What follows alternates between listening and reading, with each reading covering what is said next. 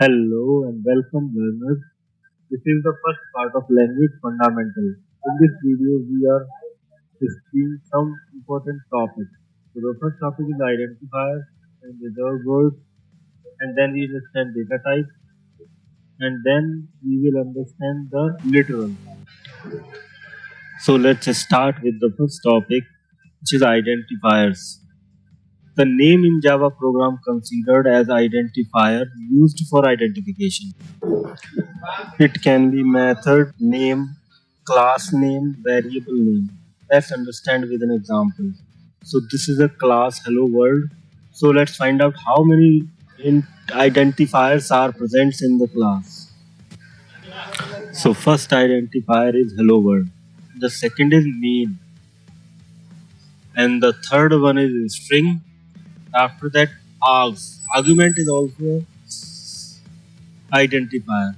And the fifth one is variable x. It's also an identifier. Int is a data type.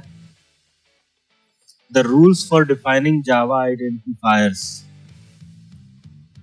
So only allowed characters for the Java identifiers are, we can use A to Z alphabets, whether it is lowercase or uppercase, and 0 to 9 digits.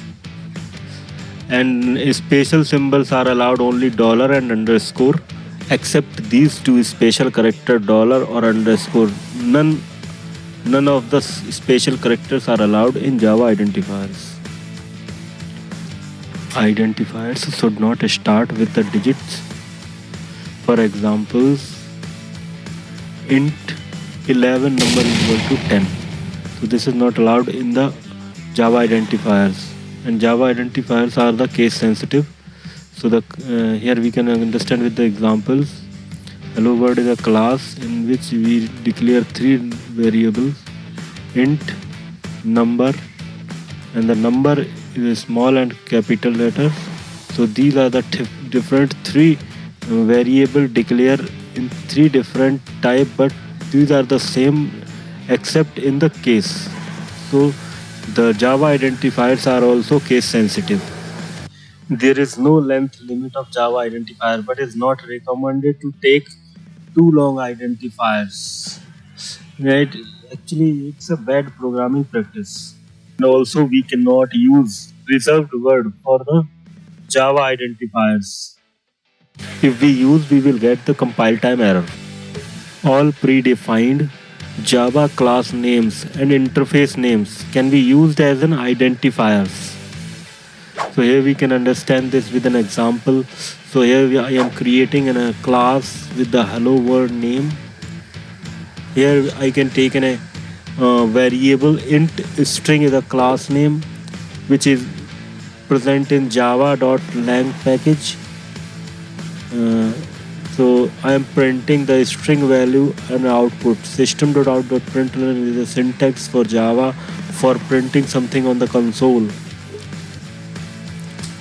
So here we can save this project, text file we can save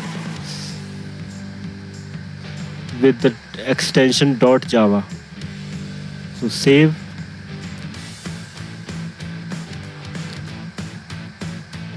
And I have already saved this file, so I just replace the old one. And to run this program, we need to open a console window. And in iOS system we can say terminal, but in the Windows we can say it as command prompt. So I am opening the command prompt and type d colon. This is the drive where I had stored my Java program which I currently created. So and folder is Java program. To compile a program, there is a command javac. This javac means Java compiler. We compile a program, we need to write javac hello world.java, hit enter, and the code is compiled perfectly, and write the java.hello world. There is no need to write extension to run a program. So here is an example of interface. We take in a runnable interface as a variable and store 999 in this variable. and write the syntax for printing something on console. Something means this runnable interface which I have taken as a variable. So if I write system.out.println bracket runnable semicolon, it will print the value triple line stored in the runnable to the console screen. So open the command prompt and write java c hello world dot java. To compile a program, the extension is necessary dot java, and the code is compiled fine. And write java hello world. There is no need to write an extension, so the code is run perfectly and printed triple line. Either the both code runs fine, but it's not a good programming practice because it reduces readability and create confusion. And next topic is reserved word. Some words are reserved in Java to represent some meaning and the functionality. The total reserved word in Java is 53. So 53 reserved word divided in two categories. First is the keywords, second is the reserved literals. 50 keywords also subcategorized in two categories. First is the used keywords and unused keywords. There are 48 is the used keywords and 2 are unused keywords. The 2 unused keywords are goto and the const. Let's jump to the reserved literals. There are 3 types of reserved literals. First is the true, second false, and third is the null. Let's talk about the used keywords. These keywords are categorized as follows. First is the keywords for data type, second is the keywords for flowchart, and then keywords for modifier, keywords for exception handling, class related keywords, object related keywords. So let's talk about the keywords for the data types. There are 8 type of keywords for the data type. First is the byte, then short, then int and long, and then float, double, boolean, and char. The keywords for the flow controls are 11. The first is if, else, switch, and case, default, while, do, for, break, continue, and return. These are the keywords for the flow control. There are 11 keywords for the modifiers.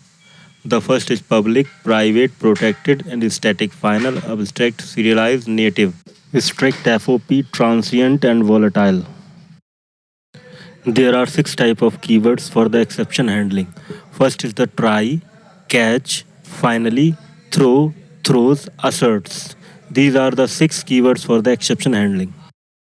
The class related keywords are as follows.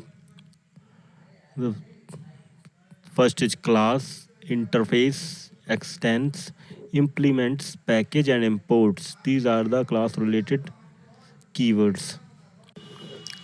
There are 4 object related keywords. New instance of super and this. Void return type keyword. In the Java programming language, if the method did not return anything, this method should be declared as void. In Java, return type is mandatory. If the method does not return anything, then it should be declared as a void. Enum keyword. Enum concept introduced in the Java 1.5 version. We can use enum to define a group of named constants. For example, enum month, January, February, March, April. These are the named constants for the enum. Unused keywords. There are 2 unused keywords. First is the goto, second is the constants. In the previous language, goto creates most problems, so banned in the Java programming language. Let's talk about the next topic is data types. In the Java programming language, the type of the Java variable must be declared. Without type, we can't declare any variable in Java. For example, int x double y. In Java, data types are categorized in the following categories. First is the primitive data types. This is categorized in two categories: numeric data type and non-numeric data types. In numeric data types, there are two types of data type: integral data type and floating point data type. Integral data types is also classified as four type of data types. First is the byte data type. The size of the byte is 1 byte. That means 8 bits, and the range is -128 to 127. The memory representation of the byte, you can see in the figure, there are 8 bits. 7 is reserved for the data and 1 for the signed bit. 0 represent positive and 1 for negative. Next data type is sort. Size of the sort is 2 byte and 16 bits. Range is -2 की power 15 to 2 की power 15 minus 1. Or we can say -32,768 to 3,767. Sort is the most rarely used data type in Java. The next data type is int. The size of the int is 4 bytes, that means 32 bits. And the range is -2 की power 31 to 2 की power 31 minus 1. That means 21, 47, 47, 48, 30, 36, 48, 2, 21, 47, 47, 48, 36, 47. Int is the most commonly used data type. Next numeric data type is long data type. Size of the long data type is 8 byte, that is in 64 bits. Range is -2 की power 63 to 2 की power 63 minus 1.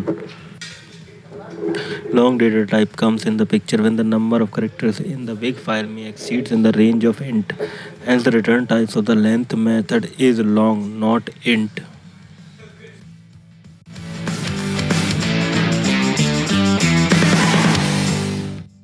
The next category of numeric data type is floating point data type. There are two types of floating point data types, is float and double. Let's talk about the float data type. If we want to go to the 5 to 6 digit decimal accuracy after decimal point, we use the float data type, and it is single precision. Size of the float is 4 byte. The range is 3.4 into 10 to the power -38 to 3.4 into 10 to the power +38. Format specifier the float is the %f. Let's talk about the double data type. If we want to go to the 10 to 50 digit decimal accuracy after decimal point, we use the double data type. It is the double precision data type. Size of the double is 8 byte. Range is 1.7 into 10 to the power -308 to 1.7 into 10 to the power 308. The format specifier for double is %lf. Let's move to the non-numeric data type. There are two types of non-numeric data type: char and boolean. The char, size of the char is 2 byte 16 bit. Range is 0 to 65,535. And the size of the boolean is not available, range is not available. There are only two values are allowed for boolean, is true and false. Next topic is literals. A constant value which can be assigned to a variable is called the literals.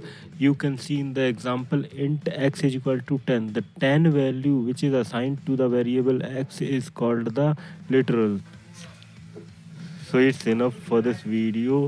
In the next video, we will talk about the array concept. Thanks for watching this video, and please like and subscribe my channel.